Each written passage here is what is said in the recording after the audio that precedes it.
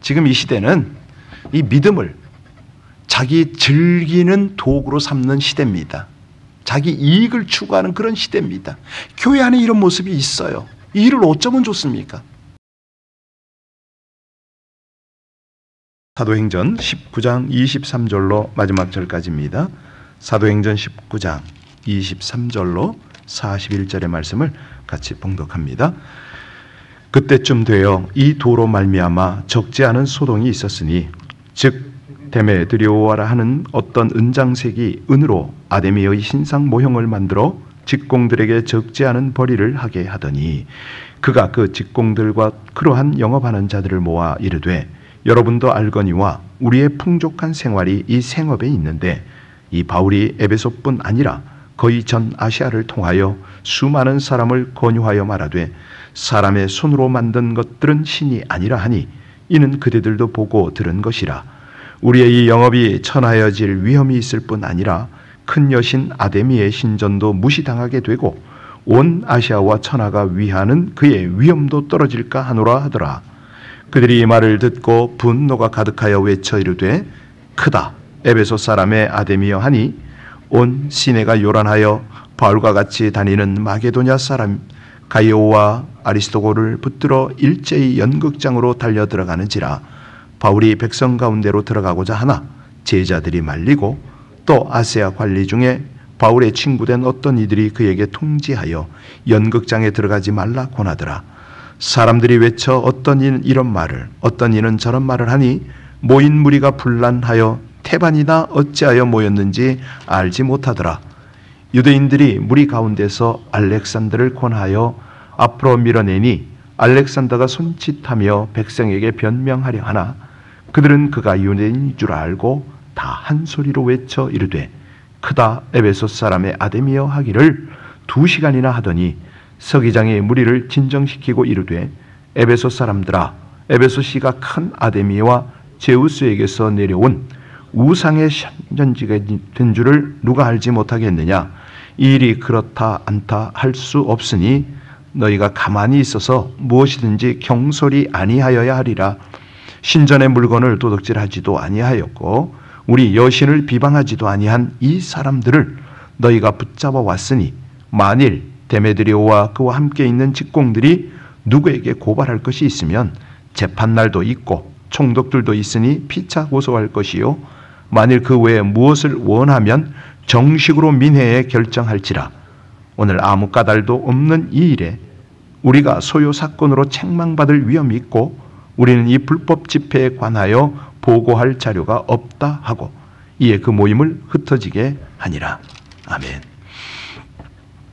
우리는 어제 이 사도들이 전하는 말씀 사역에 동반되는 이적을 살폈습니다. 이제 이런 일들이 참 많이 일어나죠. 어제도 한 선교팀을 만났습니다. 교회를 찾아왔는데 한 7, 8명 와가지고 쭉 이야기를 나누는데 한국에 그 본부가 있어요. 이렇게 식당을, 카페를 하면서 도시락을 만들어 팔면서 선교를 하더라고요. 젊은 사람들이 결혼도 미루고. 그 모습을 보면서 여러 가지 질문을 해봤어요. 역신합니다. 하나님께서 이적을 거기 많이 나타내세요. 수입의 전액을 선교사를 위하여 완전하게 올인하더라고요. 순수한가? 정말 저들의 말대로 되고 있는가? 요리조리 한번 점검을 해봤는데 맞더라고요. 그렇습니다. 지금 이 시대도 똑같습니다. 여러 가지 그 방법의 그 나타남의 차이는 있을지라도 하나님은요 당신의 말씀이 당신의 복음이 전파되도록 많은 이적 기사 이런 것들을 나타내시죠.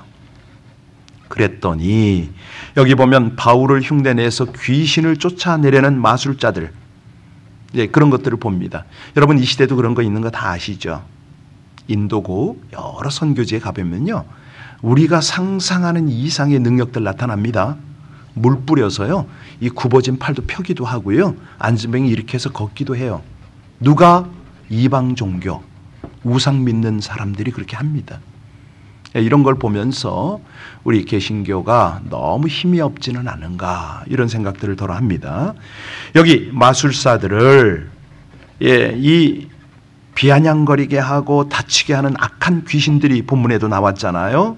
자, 그랬더니 이 에베소 사람들은 악귀가 거짓 신자에게 행한 일을 목격합니다. 그때부터 무슨 일이 일어나느냐? 변화가 돼요. 그리고 말씀을 받아들이기 시작합니다. 여러분, 이게 선교에는 기본이거든요. 우리가 복음을 전할 때 ABC입니다. 병자를 위해서 기도해야 되고요. 귀신 들린 사람을 위해서 기도하면 역사가 일어나죠. 그때 마음이 열리고 이 사람이 인정받고 하나님의 말씀이 들어가기 시작합니다. 언제요? 오늘, 지금도 여전합니다. 자, 이런 사건이 연결된 오늘 본문의 내용은 일종의 해프닝이죠. 아데미 신상을 만들어서 돈 벌던 데메드리오. 그들이요, 자기네 이 영업자들을 다 모아놓고 일장연설을 합니다. 뭔가 대단한 일이 벌어질 것처럼 시작되고 진행되는 이 이야기가 의외로 흐지부지 끝나고 마는 게 오늘 본문이잖아요. 자, 우리 29절 한번 볼까요? 온 시내가 요란스러운데요. 같이 읽습니다. 온 시내가 요란하여 바울과 같이 다니는 마게도냐 사람 가이오와 아리스토고를 붙들어 일제히 연극장으로 달려 들어가는지라. 에베소에 소란이 일어났습니다. 누가 일으킨 소란입니까? 우상 파는 장사꾼들이요, 그 속한 노동자들이요. 근데 이제 이거를 알려면 그 내용을, 배경을 조금 이해하면 도움이 됩니다. 지금도 그 소아시아 에베소에 가면 고대 역사의 7대 불가사의 중에 하나인 아데미 신전이 자리 잡고 있어요. 어마어마합니다.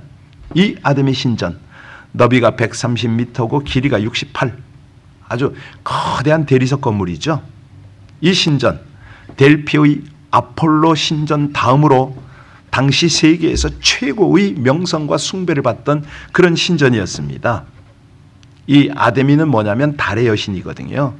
그러니까 인간이나 동물의 생산을 주관하는 다산의 여신이다, 이렇게 보면 됩니다. 그래서 그 아데미 여상의 그 상은 유방이, 젖가슴이 12개예요. 그러니까 다산한다 이거죠. 예. 그리고 이 아데미는 에베소의 수호신이었죠. 지금도 그 상이 있어요, 거기에 현장에. 예. 이 아데미를 위해서 5월 한 달을 축제의 달로 보내거든요. 그래서 여러분 들어보셨을 텐데 5월의 여왕, 바로 거기서 나온 말입니다. 이때는 세계 각곳에서 관광객들이 몰려와서 축제를 즐기거든요. 그래서 이 아데미 여신상을 넣어두는 작은 함을 은으로 만들어가지고 관광객들에게 팔거든요. 근데 이 장사가 짭짤해요. 요즘도 그래요, 요즘도. 바로 이 사업을 하던 사람이 데메드리오 그랬습니다. 그는 이 바울이 복음을 전하니까, 우상을 없애라니까 사업이 망하게 됐잖아요. 그래서 이걸 직감하고, 이제 직공들과 그걸 파는 사람들을 다 선동을 했습니다. 소란을 일으켰어요. 32절 같이 보겠습니다. 사람들이 외쳐 어떤 이는 이런 말을 어떤 이는 저런 말을 하니 모인 무리가 분란하여 태반이나 어찌하여 모였는지, 선동이죠, 한마디로. 이 선동을 했습니다. 막 사람들이 헷갈리는 거예요. 이 고고학자들의 발굴에 의하면 당시 에베소에는 25,000명을 수용할 수 있는 야외 극장이 있었다고 그래요. 뭐 지금처럼 도움으로 지붕을 덮지는 않았지만 야외 이렇게 아시죠? 둥그렇게 돌로 깎아서 의자를 만들어 놨던. 그러니까 25,000명을 수용할 수 있는 야외 극장이 있었다고 하니 이 폭도들의 규모와 소동이 어느 정도였는지 조금은 짐작이 가잖아요. 난리가 났겠죠. 이게 무슨 소리냐면 경제적이든 정치적이든 집단 이기주의의 잘못된 신념, 이게 종교와 결합을 하면요, 사회를 얼마나 사회에 해악을 끼치는지 모릅니다. 그러니까 이 데메드리오를 중심으로 한 경제적 집단 이기주의, 이게 이제 종교와 연결이 되니까 어마어마한 소동이 일어나는 거죠. 근데 이 소동 중에 어떤 그 영향이 있냐면 믿음의 사람조차 흔들려요. 요즘이 그러거든요. 요즘이 경제적으로, 기후적으로, 특별히 이 음란함이 성도들을 흔들어 놔요. 그러면 자기도 모르게 거기에 휩쓸려 가지고 그게 맞는 것, 그래도 되는 것처럼 그렇게 살려고 그래. 자, 작은 공동체, 작은 조직에도 이런 일이 벌어지거든요.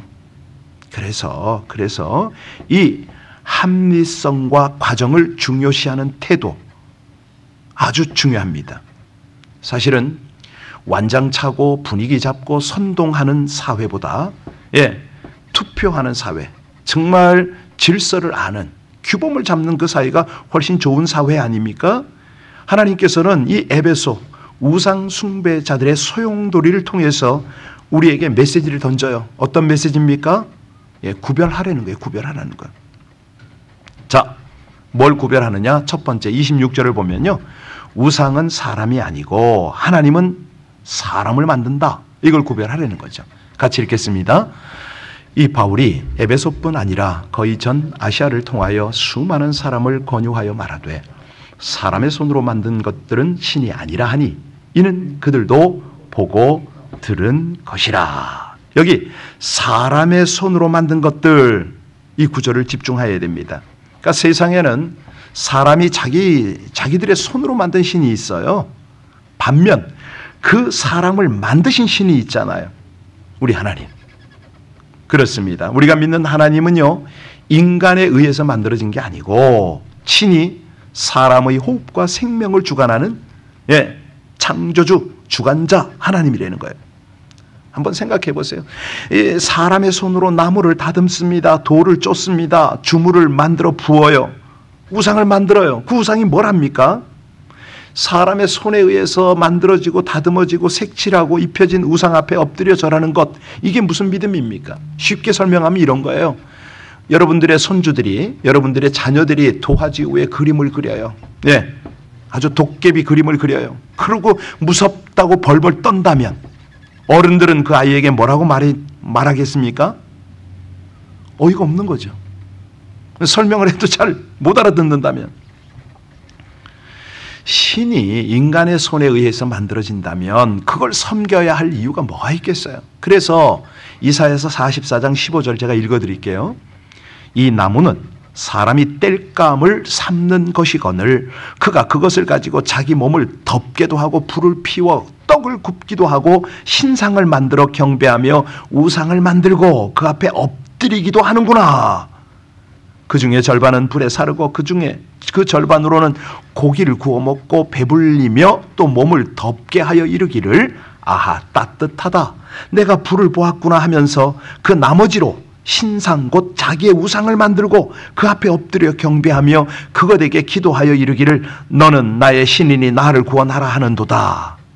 그러면서 결론을 뭐라 그러냐면 그들이 알지도 못하고 깨닫지도 못함은 그들의 눈이 가려서 보지 못하며 그들의 마음이 어두워서 깨닫지 못함이니라. 그러니까요, 이 성경이 뭐라고 우리에게 아주 엄하게 말씀하냐면 우상 숭배자의 죄를 갚는다 이런 말을 해요. 어떻게? 너를 위하여 새긴 우상을 만들지 말며 또 위로 하늘에 있는 것이나 아래로 땅에 있는 것이나 땅 아래 물속에 있는 어떤 형상도 만들지 말며 그것들에게 절하지 말며 그것들을 섬기지 말라. 나 내 하나님 여호와는 질투하는 하나님이신즉 나를 미워하는 자의 죄를 갚되 아버지로부터 아들에게로 3, 4대에 이르게 하느니라. 아주 중요합니다. 그러니까 우리가 자녀들에게 불행을 유산으로 남기지 않으려면 우상 숭배하면 안 됩니다. 아니 우상 숭배하다가 이 묶임을 당하잖아요. 그거 물려주면 큰일 납니다. 어제도 어떤 분이 전화가 왔어요. 목사님, 지난 금요일날 소울타이에 대해서 말씀하셨는데 조금 더 구체적으로 좀 얘기해 주세요. 변호사예요. 이분이 거기에 관심을 가지고 한참 통화를 했어요. 지혜로운 거죠. 늘 말씀드리지만 이 묶임은요, 내가 묶는데 그게 끝나는 게 아니라고요. 흘러가면 3대 4대 하나님 말씀하셨잖아요. 저주가 그대로 흘러간다니까. 어떤 사람은 이 얘기를 들어도 정말 우습게 들어요. 그냥 아무 생각 없이 들어. 아닙니다. 정말로 그렇습니다. 기독교인들이 막 점친다는 그런 어떤 그 통계도 있잖아요. 이건 장난으로라도 점쳐서는 안 됩니다. 심심해서 토정 비결 본다? 컴퓨터 뭐 절대 큰일 납니다. 자, 여기 여신 아르데미스 신당 모형을 파는 이 수공업자 대표지만 데메드리오가요, 선동했다고 그랬잖아요. 예, 자기 나름대로 위기가 닥쳤다고 생각을 한 거예요. 그 위기는 어디서 왔느냐?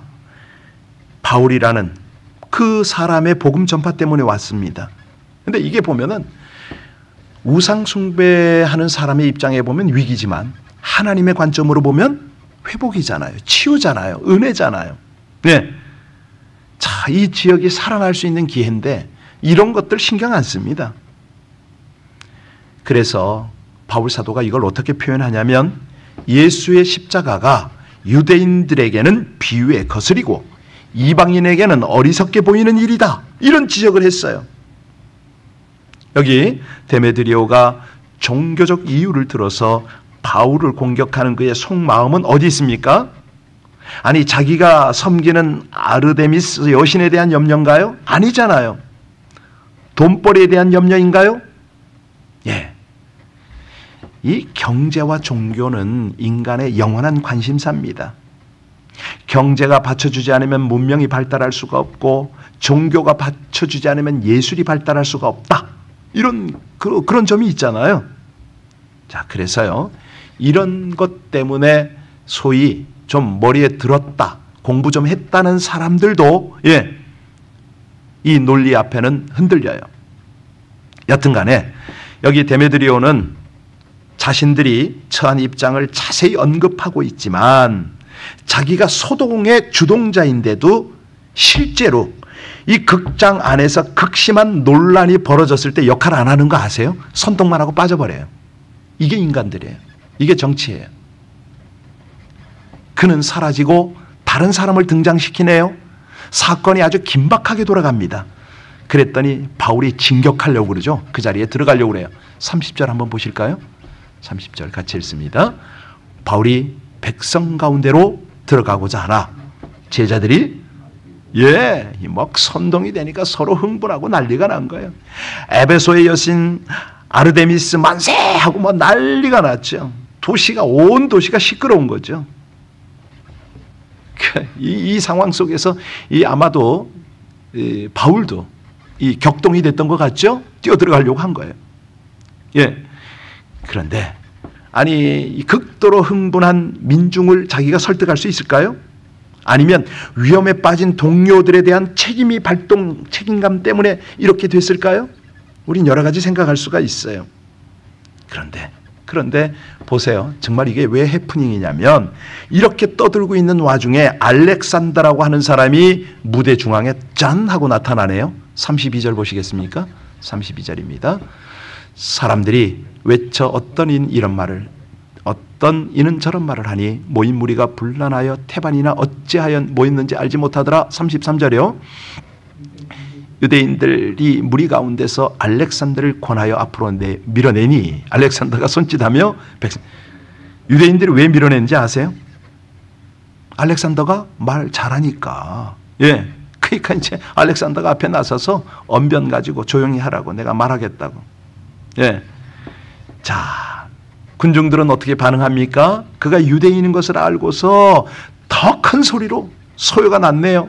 구호가 얼마 동안에 구호를 외쳤다고요? 34절 끝에 보니까 2시간 동안 목이 휘었을 거예요. 아마 난리가 났어요.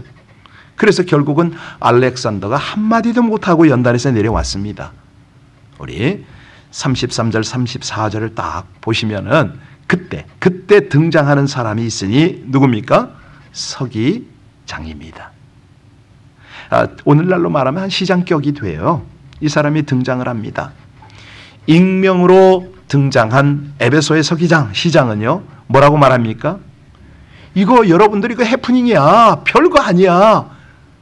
정신 차리라고. 왜 이렇게 여러분들이 뭐 아무것도 모르면서 이렇게 군중 심리에 휩쓸리냐고. 왜 소에 휩쓸리냐고. 설득을 했죠. 그랬더니 결과는요, 흥분했던 군중들이 해산했다. 이게 오늘 결론이에요. 정말 보면 한편의 어떤 에피소드잖아요. 민중들은 데메드리오의 선동에 아주 그냥 뜨겁게 그러니까 오늘날 똑같습니다. 그냥 사람들이요 못된 것들을 이야기하잖아요. 뭐 새로운 것 뭐 있는 것처럼 아주 그냥 뭐 예를 들어서 그런 거예요. 불륜이 당연한 것처럼 이야기하고 또 그냥 세상 사는 방법이 옳은 것처럼 그렇게 얘기를 해요. 그럼 우리는 거기에 휩쓸려 가요. 그런데 여러분들은 깨어있는 하나님의 사람들은요 복음을 붙잡잖아요. 진리를 따르잖아요. 이겁니다. 이거. 우리가 아침에 그런 분들을 위해서 기도했는데 얼마나 소중한 분들인지 몰라요. 자, 오늘 25절 한번 보고 마무리하겠습니다. 같이 읽습니다. 25절입니다. 그가 그 직공들과 그러한 영업하는 자들을 모아 이르되 여러분도 알거니와 우리의 풍족한 생활이 이 생업이 있는데 재밌는 생활이 여기 얼마나 있는데 뭐 이렇게 고리타분하게 사는 이런 거죠. 여러분 오늘 결론이 뭡니까? 에베소에 소란이 일어났습니다. 엄밀하게 보면 두 가지 소란입니다. 하나는 우상숭배자 데메드리오가 자기 이익 줄어드는 것을 염려하여 자기들의 즐거움을 방해하는 것들을 염려하여 일으킨 소란입니다. 또 하나는요 바울 사도가 복음을 통하여 일으킨 거룩한 소란입니다. 복음이 들어가면요 들끓어요. 뭐가요? 죄 지은 사람, 그냥 즐기려는 사람들의 마음도 들끓고요. 특별히 하나님을 찾고 바른 길을 가려는 사람들의 열정이 일어납니다. 복음이 들어가니까 보이지 않게 일어나는 거죠. 지금 이 시대는 이 믿음을 자기 즐기는 도구로 삼는 시대입니다. 자기 이익을 추구하는 그런 시대입니다. 교회 안에 이런 모습이 있어요. 이 일을 어쩌면 좋습니까? 하나님이 속습니까? 하나님이 당합니까? 반드시 갚아주시죠. 자기는 즐길지라도 자기 후대 어떻게 할 거예요 이거? 3대 4대까지 흘러갈 텐데 믿음마저 자기의 이익과 즐거움의 도구로 삼는 시대를 살고 있는데요. 우리가 세상의 욕망을 내려놓고 순전한 마음으로 하나님을 향할 때 악한 선동을 하는 이 세상에서 거룩한 길로 행할 줄로 믿습니다.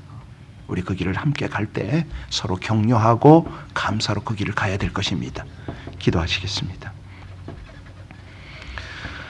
돈과 쾌락을 최고로 여기는 세상의 선동과 믿음마저 자기 이익의 도구로 삼으려는 이 혼돈의 세상을 살면서 작은 손해에도 분노하고 하나님을 믿는 신앙을 도구 삼았던 것 회개합니다. 마술의 힘과 우상의 권위가 사라지도록 복음의 능력으로 역사하시는 그 하나님을 붙잡고 하나님을 감사하며 그 길을 따를 수 있게 하여 주옵소서. 극한의 혼란 중에도 추호의 흔들림도 없이 주의 말씀을 따르는 길을 걷기를 원합니다. 하나님의 택하심과 구원과 인도하심의 극진하신 사랑을 받은 자답게 그렇게 살아가게 하여 주옵소서. 세상 욕망을 내려놓고 순전한 마음으로 하나님의 뜻을 이루기 위하여 사명을 자각하고 감당하는 은혜의 삶을 살아갈 수 있도록 도와주시기를 간절히 원할 때에 우리 주 예수님 이름으로 기도하옵나이다.